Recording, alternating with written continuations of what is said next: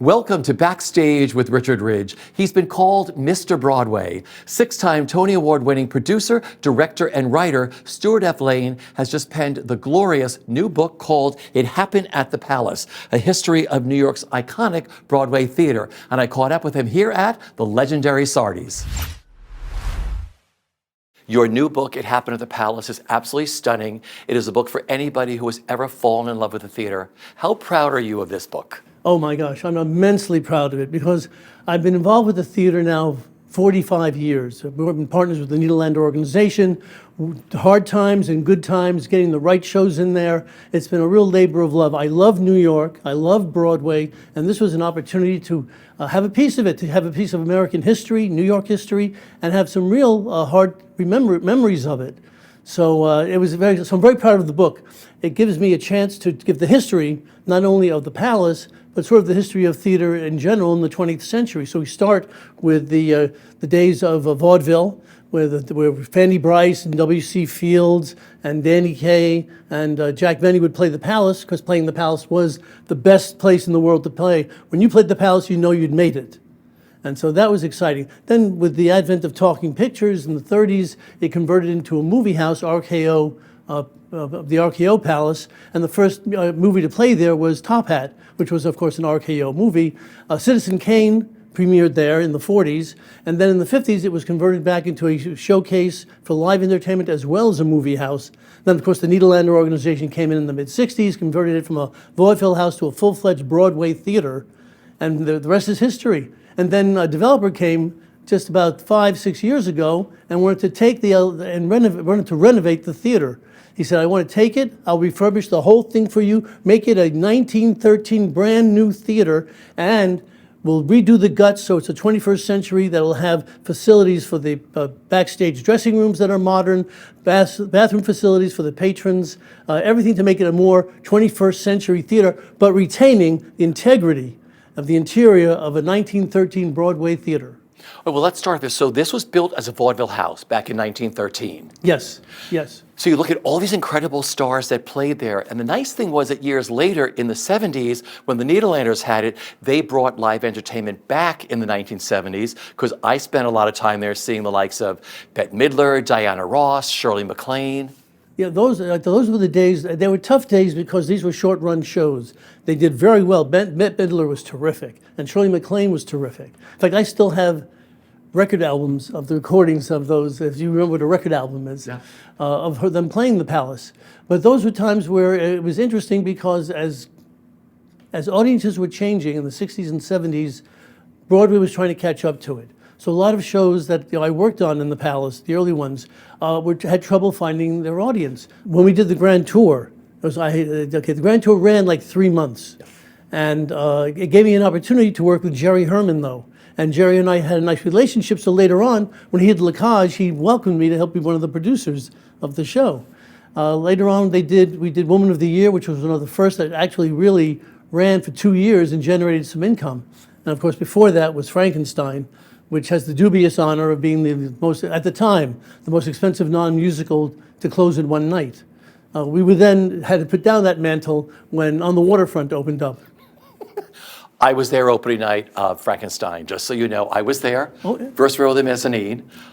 Great cast. Yeah. You know, Diane Weiss, John Glover, John David Carradine. Dukes, John Carradine, yeah. And the guy Brand Ferrin, who had just come off the hit movie Altered States, was doing the special effects. We had the original Frankenstein material from the movie, the Jacobsville ladder, the zzz thing, and it came out of the Actors Theater of Louisville. So there's a pedigree there.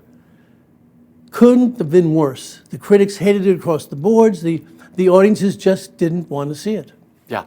Well, I want to go back to the beginning. There's so much beautiful, the photographs and memorabilia that you put in this book is amazing. Was there an archivist for the Palace? Did you have some of this stuff? How did you find all the beautiful things, the photos and the program covers and the pictures from shows and everything else? Oh, this was mostly through the Museum of New York, the Lincoln Center Library, the David Rose Library that they have. So it was mostly doing a lot of research for the pictures. And of course, same way with the history. The idea was not only to the history of the vaudeville days and the early days of movies, but to take it from the mid-'60s to today. And that's something that when you've lived it, it's easier to write about. Yeah. So James Nederlander took over ownership of the Palace in 1965? Yes, yes. So, and I think the first big show to play there was, of course, Sweet Charity. Big hit for the Nederlanders, yes. When did you get involved with the Nederlanders? I mean, for those who may not know, you are the co-owner of the iconic Palace Theater. The proud co-owner Yeah. of the Palace Theater. Well, I started working the theater back in the late 70s. And so I was involved with certain productions like the Trocadero Dance Company that came in, the Tyler Cranston Ice Show. We were trying to get shows to fit in there. Finally, we had a revival of Oklahoma that ran 9 months with Christina Andreas. And that was actually the first time we saw some money coming out of the Palace. Because it's tough being a theater owner. Everyone talks about how wonderful it is when times are good. But when times are bad, they're bad.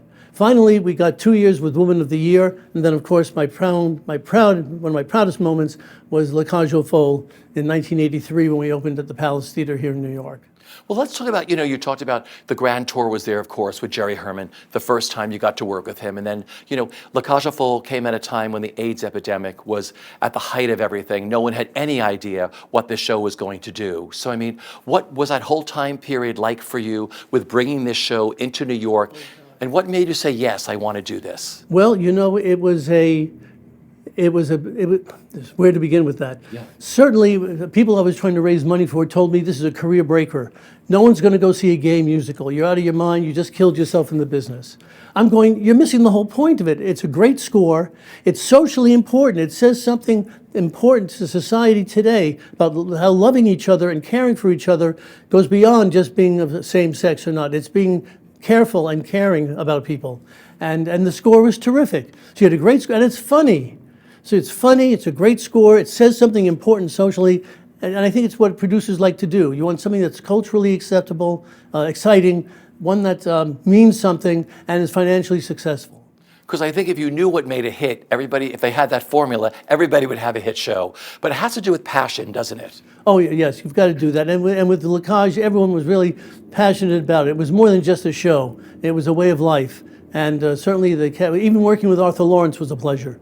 So, if I can say that. But yeah, so there was a great team of people that we had, people who believed in what the point of the show was. And at a time, yes, you're right, AIDS was starting to blossom and it was becoming more and more difficult.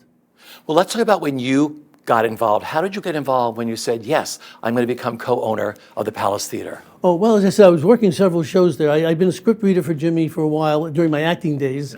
And then I came back and started to work for him as an assistant house manager at the Brooks Atkinson Theater during the same time next year. When that closed, Jack Lemmon came in for 6 months doing tribute, which I also worked. And then I moved over to the Neil Simon, which had Annie. But at that time, I said, I've experienced this, and this is interesting, and I respect it, but I wanted to do something more. I said, I'd like to become a producer. How do you produce? Because I love the theater, I love New York. How do I get involved with it? And Jimmy said, well, I've got, here's a stack of scripts. You're a script reader. Pick one of these that you like and invest in it. And you can follow me around and shadow me, and you can learn the business from the ground up. So I went through all the scripts he had, and I found one that I really enjoyed. It was called Whose Life Is It Anyway? It was a teleplay from the BBC that had been converted into a stage play in the West End, starring Tom Conti. I said, this is the kind of show I'd like to start with. So Manny Eisenberg was producing it, and so I became the associate to the producer of Whose Life Is It Anyway? And it was kind of interesting because for my first outing, we actually made back about 75% of our investment, and we could have paid back everything, but Manny had the idea of maybe bringing in Mary Tyler Moore to play the role, which makes perfect sense because it's about an artist who is restricted in creating his art because he's a quadriplegic. So we brought in Mary Richards, we brought in Mary Tyler Moore, and although she was brilliant in the role, the audiences didn't really take to seeing their favorite star in that condition. So we did close, but we did pay back 75%. It's interesting at the time, so I remember seeing Tom Conti and Jean Marsh in the original production that you brought over, and then when Mary Tyler Moore took over, she shared it with James Naughton. Yes. But like you said, it's very interesting sometimes when you bring TV, people who are known for their work on TV, they think they're going to see, like, a Lucille Ball and Lucy Ricardo Wildcat, or Mary Richards doing this, Exactly. And it was so outside of her, wheelhouse. No, exactly. But she did a great job with it, but the audiences just weren't prepared for it. But that was like the first show that I started producing with. Then I started getting involved, like I said, with the Grand Tour and with Frankenstein. And, you gotta learn. In fact, I tell the story of Joe Allen's. I say, Joe Allen's, the famous theater restaurant, and they have the famous wall of flops up there. And I go, some big names are on that wall. Hal Prince is on that wall. I said, David Merrick is on that wall. And yes, Stewart Lane is on that wall with Frankenstein up there. But it's paying your dues. They can't all, as you said earlier, they can't all be hits. Well, Hal Prince told me that. He said, when you have longevity in this business, when you look at the kind of work you do, you're going to have hits, you're going to have flops, you're going to have flops, you're going to have hits, you're going to have, so it's the big picture you look at.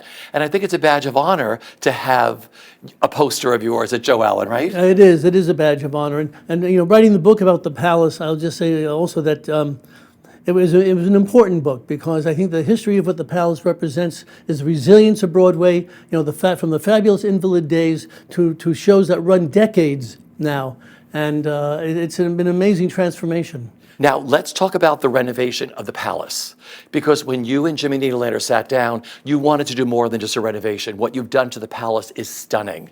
So how long did it take? Well, we closed the deal in 2015.